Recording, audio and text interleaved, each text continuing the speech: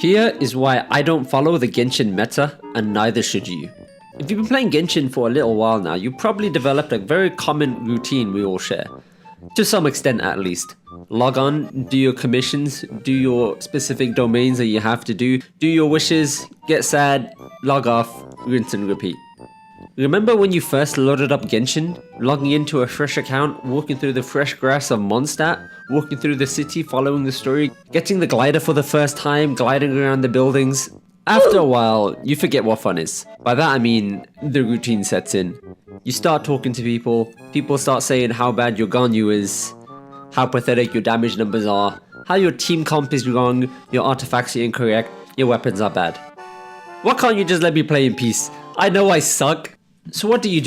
You want to get better. You're not going to be that loser that can't hit 2k damage on your main DPS. You're not going to be that guy that gets killed by the Regis-Find and you need your brother to come help you out. You start researching, you start learning. You want to get better. You learn about this meta. Okay, let's define what the word meta even means. Referring to itself or to the conventions of a genre? Well, here's another definition, a bit more specific to video games. In basic terms, meta in gaming focuses on strategies and skills used in the end game or competitive elements of gaming. The aim of the meta is to give gamers peak performance and enable them to do their best, aka have no fun. So in Genshin terms, it basically means trying to get the best possible team comp and the highest damage numbers as humanly possible because you don't go outside your house. You can see the effects of the meta in a very commonly used item such as a tier list. Now, I'm pretty sure everyone knows what a tier list is, but if you don't, it's just basically a ranked list from a high tier to a low tier, separating the good stuff from the absolutely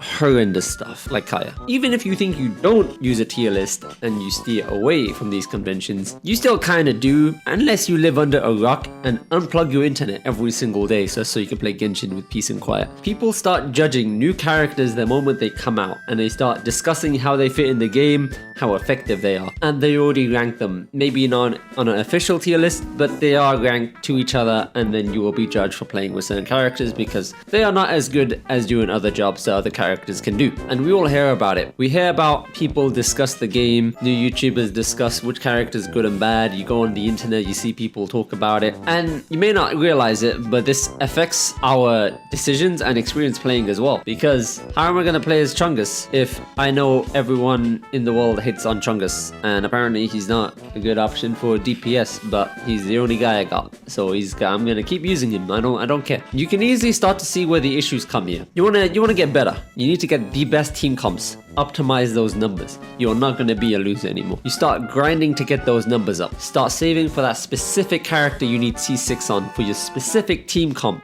just so you can get the biggest damage. You need to repeat the same domain countless times until you get that specific artifact with the right stats that you need. Roll for the exact weapon with the perfect substats. This turns the game into a chore real fast. You are no longer playing the game for fun, to experience new things. You load up that new update that just rolled out, then you finish it in record time just so you can get back to grinding out the game. Now you just want to see the big numbers to get a sense of accomplishment and fun. You have now been mentally tricked to receive dopamine whenever you see big numbers on your screen, which is not normal. Why are you like this? This forces you to play the game in such a dull, mundane way that you no longer want to, but you have to. You are no longer experiencing the game anymore. It loses its excitement, it loses its charm and the beauty it once had. Now the game is like a really annoying chore. Like, you gotta do the dishes, but then you just don't want to do it, and it's like 3 a.m. and you have one more hour before it turns 4 a.m. and then all the commissions get reset. And then what are you gonna do now? And now I've ruined my sleep cycle because I gotta get my commissions done before I go to bed. And it's because I don't want to do it, because I don't want to keep grinding out the same things every day. So I just don't do it anymore. It ruins all the other aspects of the game for me. It ruins the story, it ruins the exploration, it ruins the open world, it ruins the characters.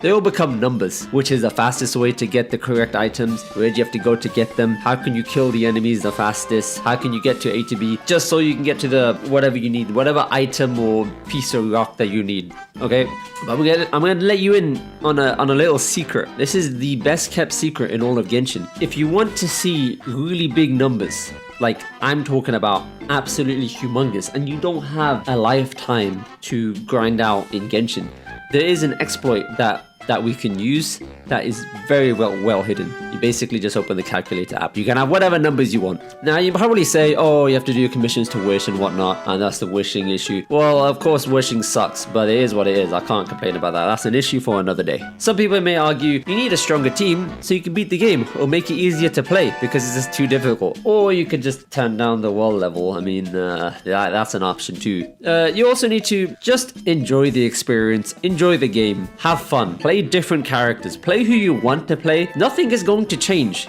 if you kill the Pyro just fine in 10 seconds as opposed to 15.